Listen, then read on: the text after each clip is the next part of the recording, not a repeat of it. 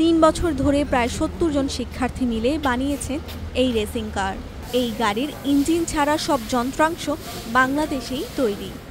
আর এই গাড়ি নিয়ে আন্তর্জাতিক প্রকৌশল নকশা প্রতিযোগিতা ফর্মুলা স্টুডেন্ট চায়না ২০২৫-এ অংশ নিচ্ছেন একদল শিক্ষার্থী।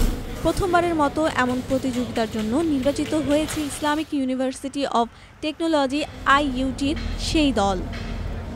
কিন্তু এই ফর্মুলা স্টুডেন্ট চায়না প্রতিযোগিতা আসলে কি? এটি এমন একটি প্রতিযোগিতা যেখানে বিশ্বের বাছাইকৃত বিভিন্ন বিশ্ববিদ্যালয় থেকে শিক্ষার্থীদের দল অংশ নেন, নিজেদের নকশা করা ফর্মুলা স্টাইল রেসিং কার তৈরি ও প্রদর্শন করেন।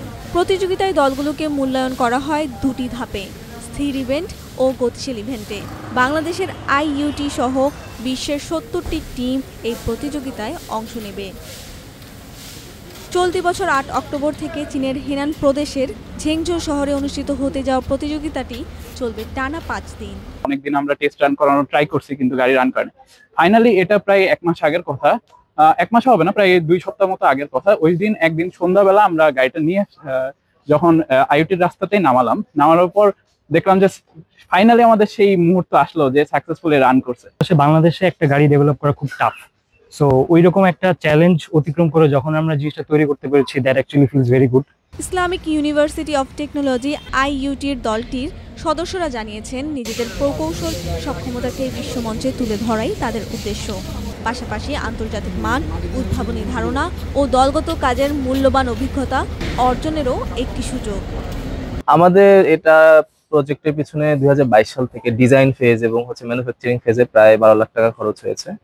আমাদের এটা প্রথম পার্টিসিপেশন। এখানে অনেক টিম আসবে যারা ১৬তম ১৭তম পার্টিসিপেশন, এবং বাংলাদেশের ফ্যাসিলিটি ভার্সেস আপনি একটা চায়না ইউনিভার্সিটি, একটা জাপানি ইউনিভার্সিটি ফ্যাসিলিটি কম্পেয়ার করতে পারবেন না।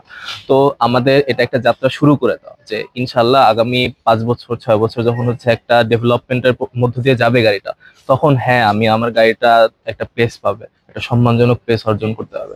বাট স্টিল আমাদের টার্গেট হচ্ছে নিউ কামার্স অ্যাওয়ার্ড গুলো। কম্পিটিশনের কিছু রুলস আছে, এই রুলস গুলো ফলো করে টায়ারের বিভিন্ন ধরনের মডিফিকেশন। আপনি ভিতরে গেলেই দেখবেন যে একটা গাড়ির যে হাব, ওই হাবের সিস্টেমে এই চাকাটা লাগানো না। আমরা যখন গাড়িটা নিয়ে কাজ করি তখন ওই রুল বুকে বিভিন্ন কনস্ট্রেন্টস থাকে, তো ওই কনস্ট্রেন্টস গুলো মেনটেন করে আমাদের গাড়িটা বানাইতে হয়। অ্যান্ড দেখা যায় যে ওয়ার্ল্ডের বিভিন্ন দেশ থেকে বিভিন্ন ভার্সিটির ওদেরও সেম প্রজেক্টটাই থাকে, ওনারাও যে ওই সেম কনস্ট্রেন্ট গুলো মেনটেন করে গাড়িটা বানায়। অ্যান্ড ওই অনফিল্ড যে ওখানে গিয়ে তারপর পার্টিসিপেট করা লাগে আর কি। স্ট্যাটিক ইভেন্ট থাকে, তো স্ট্যাটিক ইভেন্ট পার করতে পারলে আবার ডাইনামিক ইভেন্টে আমরা পার্টিসিপেট করতেছি। এবার হয়তো গাড়ি রান করলে ইনশাল্লাহ এটা বাংলাদেশের জন্য অনেক বড় একটা অ্যাচিভমেন্ট হবে। ফর্মুলা IUT দলের mechanical, IP, software, electronical, business and technology ম্যানেজমেন্টের বিভাগের শিক্ষার্থীরা সমন্বিতভাবে কাজ করেছে। গাড়িটি তৈরিতে খরচ হয়েছে ১২ লাখ টাকা। শিক্ষার্থীরা নিজেরাই অর্থের যোগান দিয়েছেন। তাদের প্রত্যাশা, চীনের ফর্মুলা স্টুডেন্ট প্রতিযোগিতায় সম্মানজনক ফলাফল পেলে তা হবে গৌরবের।